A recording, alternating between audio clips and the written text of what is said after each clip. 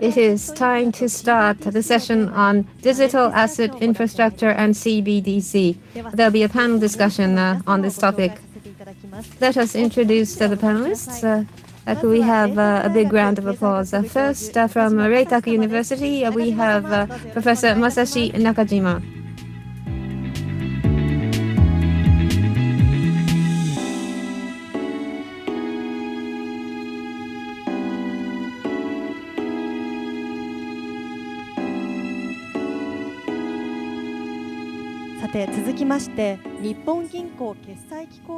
Next, we have from the Bank of Japan, Head of FinTech Center, Deputy Director General of the Payment and Settlement Systems Department, Mr. Yutaka Soejima.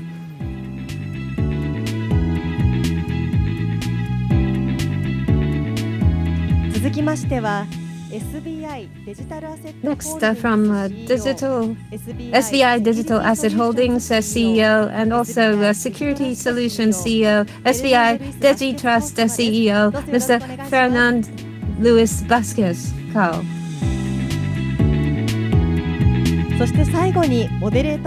And last but not least, we have the moderator from SBI Holdings. We have Head of Blockchain Promotion Department, Executive Officer, and Representative Director and CEO of SBI R3 Japan Company Limited, Mr. Mamoru Fujimoto. We're happy to have you all. So I'd like to hand over to Mr. Fujimoto to moderate the session. Thank you very much. My name is Fujimoto from SBI.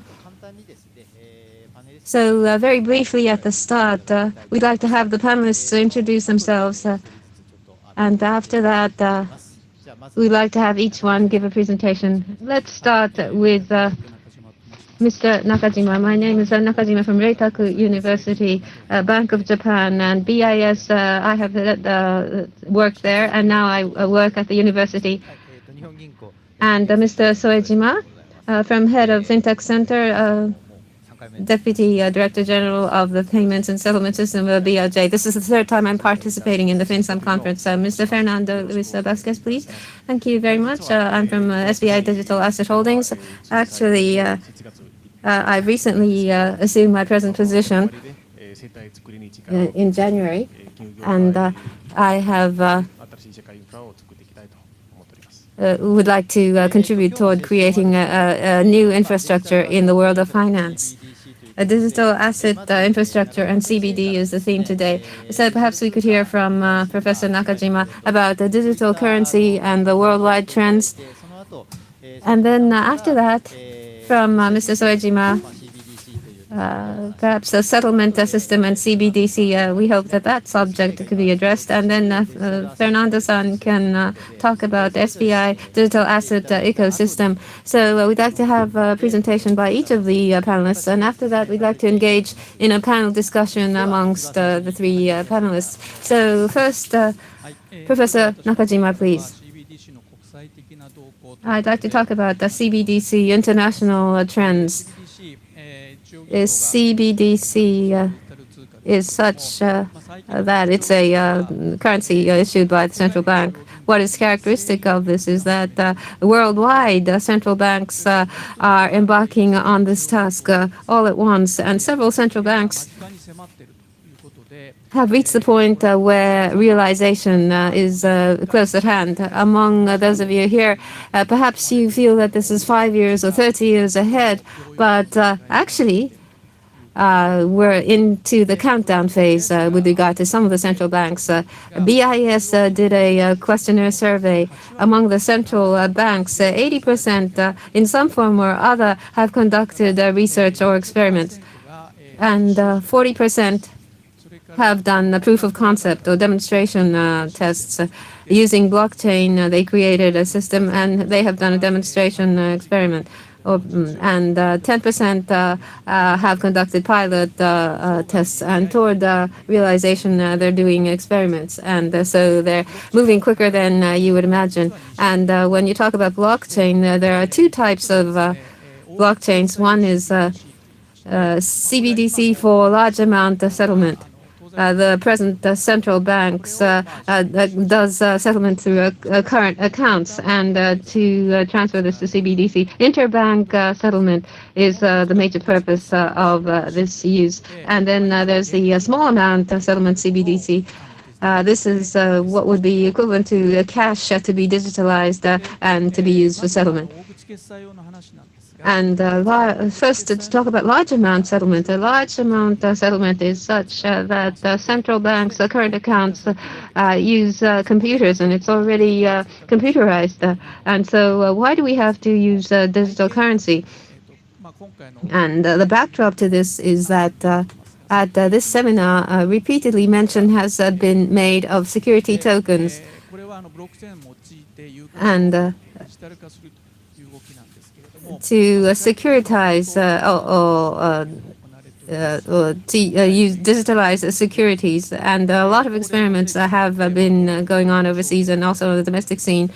Tokenized securities is a word that we hear, and the STO is used for financing, and STO was discussed yesterday. And security settlement. What is a challenge in security settlement is that securities may be handed over, but cash is not obtained, or vice versa. There is always a risk in settlement. And in order to avoid this, the fund and security are handled as a package, and this is delivery versus payment. The payment and the security exchange happens all at once as a package, and that's a DVP. And what do we use as a payment? What currency do we use for payment? From the safety perspective, central bank money is preferred. So settlement is done using central bank accounts. And as to what is happening, the securities settlement part is becoming tokenized on the blockchain as a security token. Using security token settlement is conducted. And so funds, if we tokenize that as well, we have atomic VDP on a blockchain. Simultaneously, settlement can take place.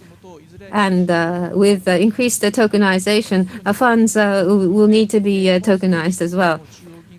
And already several central banks for large payment settlement, they have conducted proof of concept. Canada, Singapore, and BOJ, and Hong Kong, Thai Central Bank, and they have named their projects in different ways. As in the proof of concept, the first is the fund settlement function. RTGS or whether that can be done properly will be checked. Once that is done, the next step for the central banks would be DVP settlement with securities. That's the next step. All of the central banks have a red circle, and central banks are very aware of the need for security DVP. And bearing this in mind, they're conducting large amount settlement CBDC. For large amount settlement, this is interbank, and so it's for professionals. And the general persons, the general citizens' interest is in small amount settlement for cash settlement. And for small amount settlement, why are we talking about small amount CBDC? Firstly, misalignment with the digitalization. Various transactions are conducted real time using smartphones. Selling and booking can be done using smartphones, but cash alone is an area where you need to physically exchange the currency. So it's a bit inconvenient. I'll put it another way. They want to digitalize fiat currency, and there's a need for this. And the second point is to realize CBDC. The technology has now been developed. At this session, a major theme is blockchain. The emergence of blockchains meant that the digital data cannot be tampered, or dual use can be eliminated because of this technology. And the second point is explosive penetration of smartphones. Each and every citizen has terminals for settlement. You can see it that way. So these two major technological developments have led the central banks to work towards CBDC. And the third point, and this is a major point, Libra emerged. And there's a need to counter the development in the private sector. Facebook announced the Libra concept, and so the central banks were quite shocked, and they felt that if they did nothing about this, private sector digital currency may penetrate before they can penetrate theirs. So they're seriously tackling the issue of CBDC. And this is again from the BIS survey. 10% of the central banks in the short run, that is within 3 years, have prospects to issue small amount settlement CBDC, and 20% of central banks said within the medium term, 6 years, they have prospects to issue CBDC for small amount settlement. And so the development is taking place quicker than we expected, and we did some surveys on central banks. Cambodia's Bakon, Bahama central bank, Sand Dollar, Swedish central banks, E Krona, the China's digital RMB, East Caribbean central bank has a DXCD, and pilot tests have been conducted for these. Including the private sector and the general citizens, they have conducted pilot tests, and this is the leading group. And in particular, the digital RMB is an area of focus. Since 2014, they have launched a research team, and they have been addressing this issue, and they have already applied for patents, 80 patents already, and so they're quite serious about this. So last year, in the summer of last year, the Chinese central bank is very bullish about this, and they say they're pretty much prepared, and its issuance is going to happen very soon. And in part of the regions, they've done pilot tests, and next year they'll do a nationwide test. And as for the mechanism, a broad brush explanation would be as follows. In your smartphones, you introduce an application for CBDC, and the balance is managed.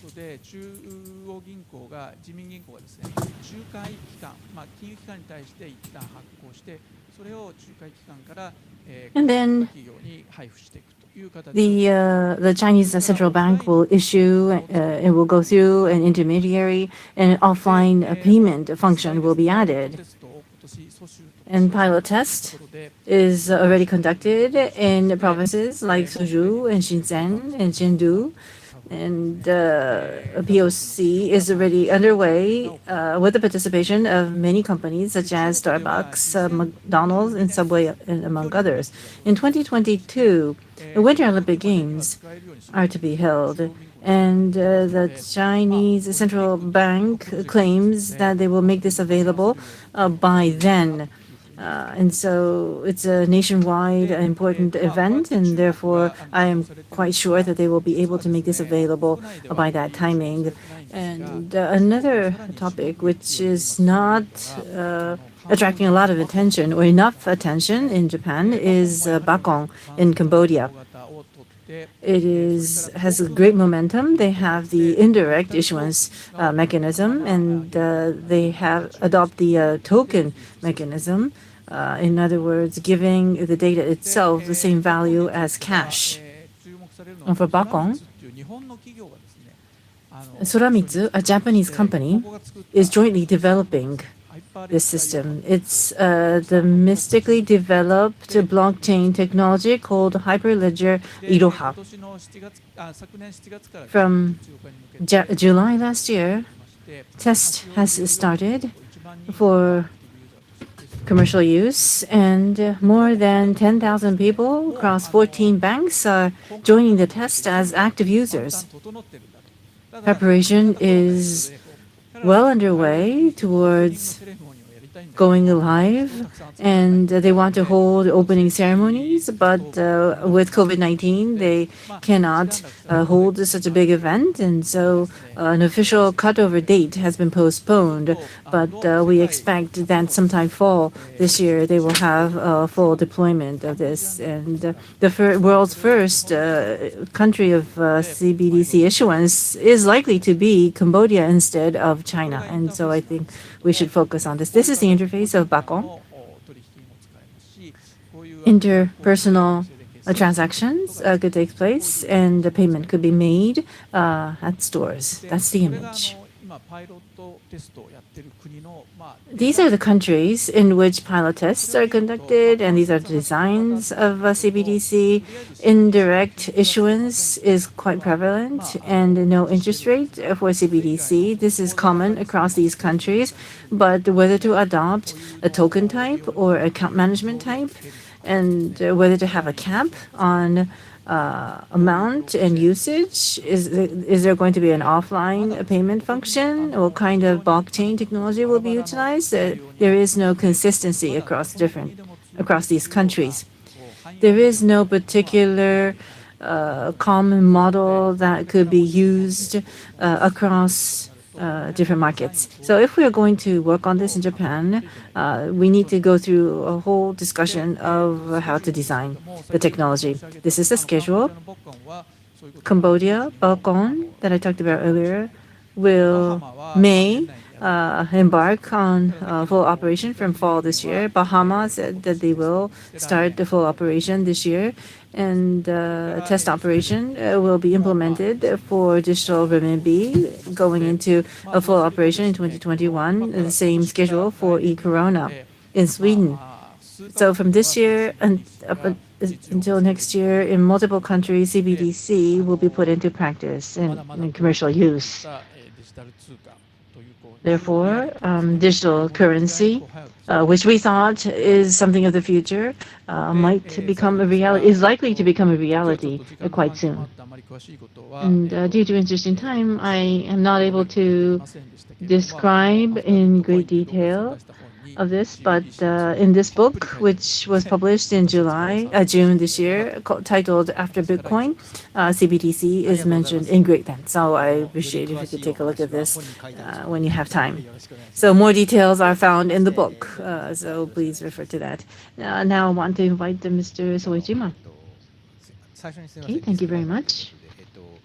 This is a disclaimer, and I just want to say that this is not my presentation is not a representation of Bank of Japan. It's my personal view. And when I talk about CBDC, I always say that we shouldn't be talking about CBDC alone. BOJ, we issue we have current accounts for banks, and also we issue cash and deposit that is generated from the private banks, and the role of banks to circulate money. We need to be thinking of the system as a whole, because that's what money system is and payment system is.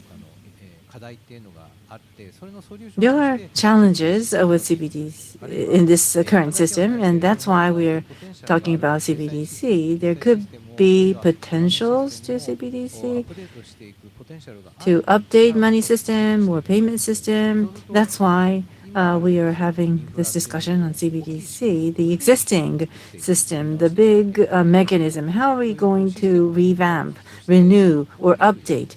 We are currently going through a period of transition of the overall system. We need to capture the big picture and understand our destination. In February this year at BOJ, we set up the Mirai Forum, the Future Forum, with the intention that we need to be looking at the future. And the very important point is what we are heading for, what we are doing this for, what is the destination. Settlement infrastructure is definitely necessary in order to avail ourselves of a good financial system. And good financial system is something that we need in order to better the whole system we have in Japan. And we need to be thinking reversely of what kind of payment system or money system is needed. And the answer or the solution to this question is different in different markets. As Professor Nakajima mentioned, approaches are different across different markets, and that is only natural. What is money? How do we define money, and how are money systems developed and built? That's will be the focus of my talk. What is money? There's cash and deposit money. That's what we call modern money. And deposit money has a very important role in the private sector. And this is issued by, or deposit liability is issued by the private sector banks, and therefore it is used for retail payments. But recently, there's the payment operators, and as their liability, they have generate points, and these points will go through a clearing system as if it is a deposit. So money, what is it in the first place? In our textbooks, shells and monies are shown, and that's how money is born. But the recent theory is that money was born out of a need to have a credit system, and the structure is to be used based on trust by the entire society. That's the true nature of money. And if we think of money in that way, we understand what money is. And there's a functional definition. It gives a value function, value scale function, and value storage function, and the payment function. And then there is a fourth function, which is that it could provide information. And so additional function is added to money in modern times. Money, apart from cash, is digitalized, but why do we want digital money? Because that's where information is stored. That, I think, is a new movement. And I want to quickly go through the next few pages. In the late 1980s, the existing payment system was established, and the money system consists of two layers. The bank has a bank deposit money that is provided to the depositor, and the central bank will provide the current account to the banks. And the most efficient money is where one debtor issues debt, and this is cleared within its system. In this case, Bank A's customers will do the transfer within their bank. That's very simple. But when money is transferred across different banks, we need an upper structure. And very well, it was very stable. But retail settlement providers they have to use the bank services. And so this tier structure became a deeper structure. When the tier structure becomes deep, it leads to problems. Like high cost, and this occurred since about 10 years ago. And as a solution to this, UK and Australia did this. Originally, UK had large amount clearinghouse and small amount clearinghouse, and both were used by banks. But the clearing system had a legacy system, and there were some problems. And so they introduced a faster payment service. And the settlement service providers were made to participate. If they were to have accounts there, the layered structure would become deeper. But this would be a different approach. In Australia, initially they had infrastructure from small amount settlement from the very start. And so the settlement infrastructure problems have been solved in this way. As an alternative, what emerged was the retail CBDC. As mentioned before, money is when debts are issued within the debtor's system. If money is transferred, it would be most efficient. But if the issue is different, there'll be a money wall between the banks. It's different between the settlement provider and the bank. It's different, and the settlement provider issues quasi currencies, and so there are walls in all directions, vertically and horizontally. In order to overcome that, in the case of currents, a certain settlement means should be provided, not a service, but a means should be provided. And if all use these means, there'll be no wall. And that's the concept of retail CBDC. And there are different solutions. And in addition to this, in relation to settlement infrastructure, there are new movements underway, very new movements. For example, if you look at the right-hand side, the second from the top, central bank RTGS system. This is using traditional current account, and this is the central bank settlement system using current accounts. Bank of England is doing a reform in this area, and DLT systems, traditional infrastructure settlement for infrastructure for settlement, something different from this would be introduced. The system would be different. It will be a non-asset management, non-financial, broad assets. It could be connected to a broad range of assets. And on the left, upper left, I show something that was discussed at FinSum, the security token, and creating a new market, improving efficiency settlement, and reducing settlement risk.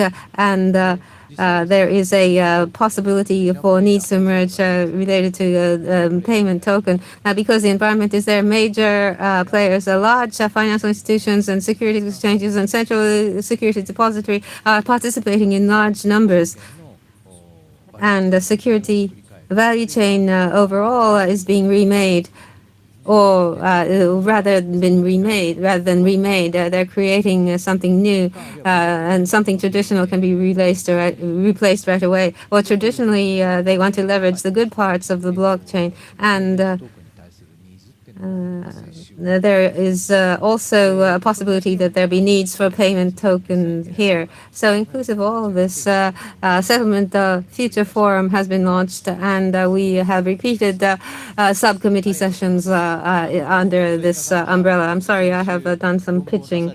Advertising. Last week, a paper has been issued by Mr. Nakajima, and he touched upon this, but it's a good reading. It helps facilitates understanding. And perhaps Mr. Fernando Luis Vasquez can talk about the data asset using social infrastructure, new financial infrastructure. That is what we want to create, and that is what I said at the outset.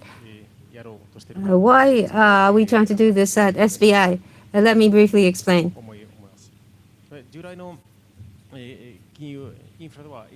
The traditional financial infrastructure is such that still there's a lot of friction, and specifically, financing procurement hurdle is still high, and SMEs, even if they're able to procure funds,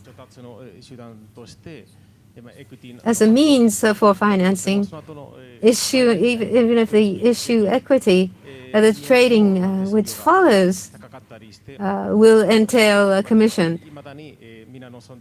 So to this day, there is no infrastructure which is frictionless, which everyone wants. So on the part of SBI, digital asset, a new technology, in particular, DLT technology is we'd like to leverage so as to make the existing process more efficient. Optimizing the process is what we want to do. And in proceeding with this, getting rid of intermediaries and settlement infrastructure, change this to use a CBDC. And what is often cited as a problem, settlement risk, I believe, will be dealt with to a major degree. But that is not all. Worldwide, settlement will involve, and so people have money, but they don't have places to invest. They need a new asset class. There are such needs, but with the present tools, it's hard to securitize. in some cases. But if we use DLT technology, what was hard to securitize in the past can be securitized. So a new asset class will be formed. So what the investors want in terms of new vehicles for investment will emerge. And that is not all. Including my daughter and myself, they're data native generation. So new technology leveraging service is something that there's a high need for. And by using DLT, there are several merits which can be derived. First is automation or making things visible. And all members that participate in the DLT share information on the history of what has happened. And there may be technological merits coming out of this, but the DLT is strictly a group.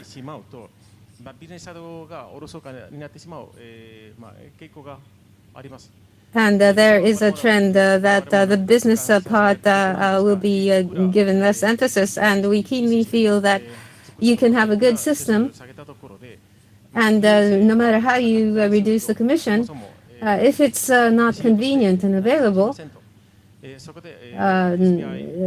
this will not be viable. So as the SBI group, we want to create an ecosystem to guarantee liquidity, and that is where we are concentrating our efforts. I talked about a new social infrastructure and the creation thereof.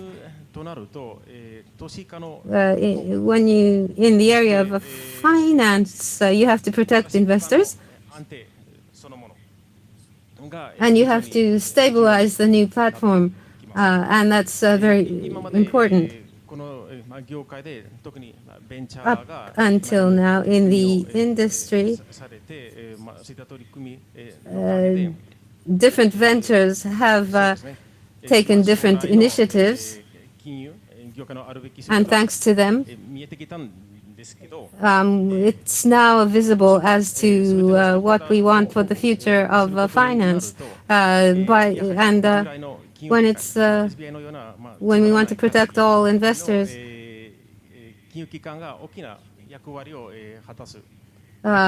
financial institutions such as SBI will play a major role. Compliance is important, risk management is important, and attempting new things is important.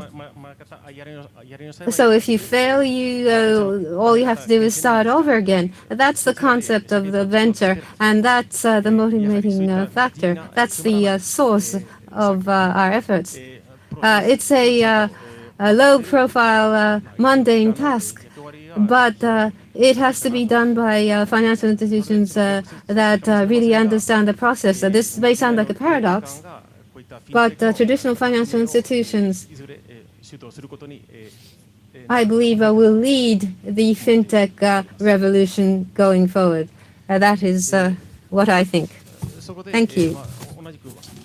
And at the outset, I talked about creating a new ecosystem. In order to realize this new world, we have to involve all stakeholders, and one company alone cannot achieve this task.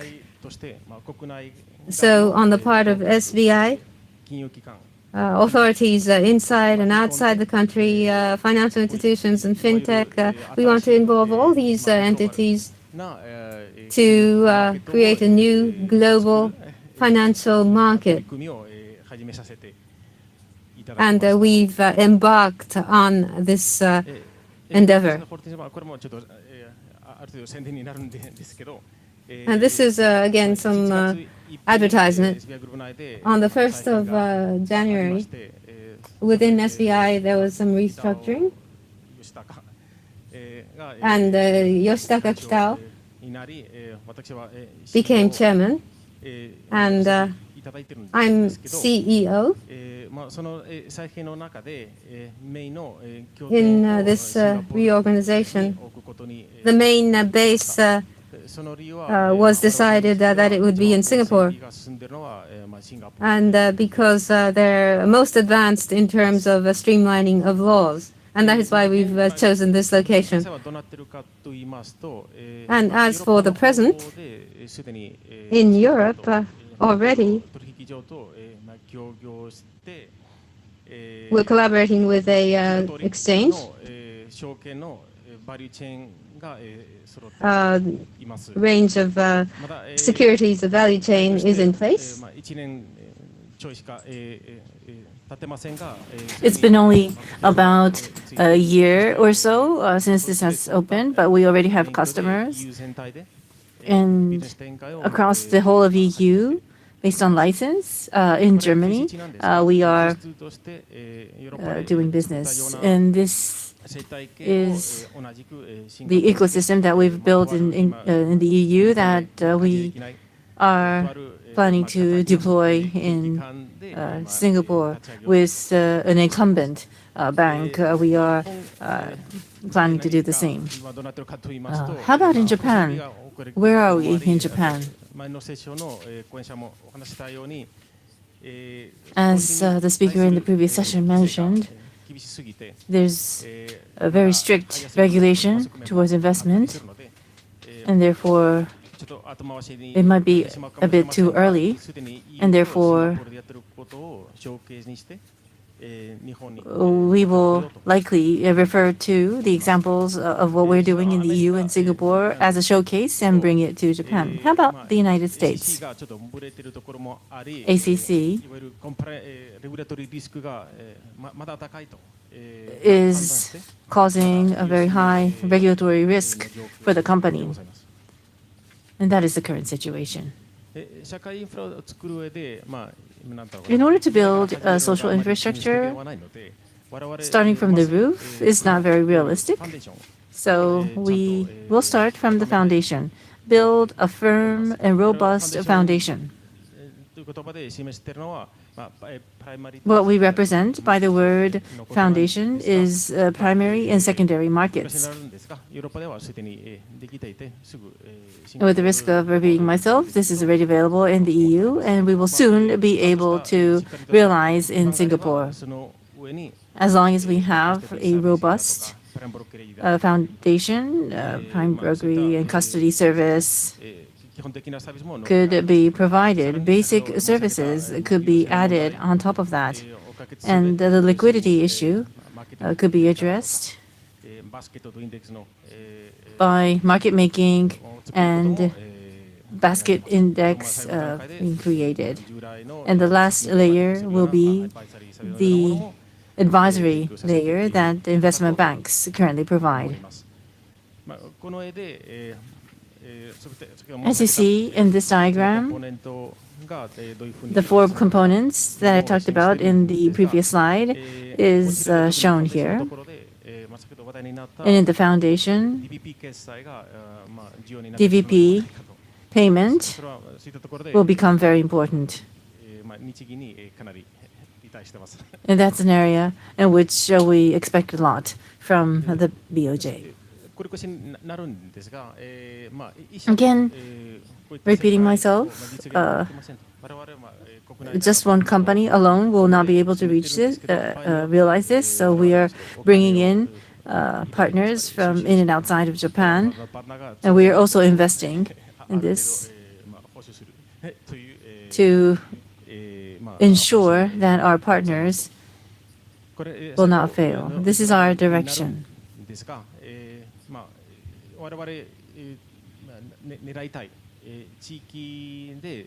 What we aim for, or the targets that we target in the target markets, this shows the regulatory environment in each of the markets. EU and Singapore are, I think we are well advanced in those markets. because these markets are quite advanced, and that will be followed by Japan and the United States. Thank you very much. That is all for me. Thank you.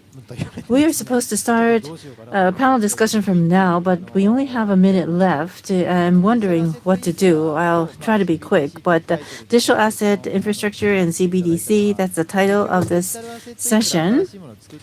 Because digital asset management, even if a new digital asset infrastructure is created, it has to come in combination with payment methods. Digital asset infrastructure could be connected to existing legacy payment methods, and as described in Europe or Japan, utility-based settlement point, commercial bank-based settlement method could be used, and then eventually could use wholesale CBDC. So I think there could be a fourth path as well. What will be the path going forward? That's my question to all of you. Maybe we could start with Professor Nakajima. I talked about DVP in my part, and for the settlement system, it's a core principle that's made by BIS, but DVP is to be using CBDC because of safety concerns. Lehman Brothers coin and the DVP, it's not safe at all, and so if the central bank would offer central bank digital currency to do DVP, that would be best. But maybe central banks' movement will not be able to catch up with the needs, or maybe the market itself could be too small. And in that case, private sector money will be utilized for DVP. So in a sense, it's a division of roles and responsibilities between the private sector and public sector. Same with me. Commercial bank money would be enough if the market is small, but if we are to invest, it will be like a market size of trillion yen. And so once again, I hope the BOJ will embark on the issuance of CBDC in Japan. So Ejima-san, your personal view. Well, going back to what I said at the beginning, having a payment infrastructure, financial system for the whole of Japan, using private money and central bank money, we need to think of, and actually everyone needs to be involved in the discussion of what will be the right way to divide or the roles and responsibility of private money and central bank money. There are different initiatives, but the bad thing about private money is that the issuers are different and the debtors will be different, and then we need to think of clearance in order to address that, and that could be and so in that sense, there will be a way forward for CBDC to survive. And how to build payment infrastructure in Japan, this discussion definitely needs to be accelerated. We have come to that phase. Thank you very much for that. And my personal observation, and I'm not representing SBI at all, but as Suejima-san mentioned at the very beginning, the money itself is debt. If you think of it that way, how to create debt is one way of thinking. It's not the current account of a BOJ, but same quality type. If there's a debt of a similar quality, and it easily settle within one platform, but making settlements across platforms, it's technically possible, but it's not efficient and it's costly. And this, I think, could be something technical and legally quite difficult, but we could think of such creative ideas in thinking of new digital assets. So sorry for running over time, but thank you all very much for joining us in the discussion. Thank you very much. Thank you very much. Please join me once again in a big round of applause for the speakers. Thank you.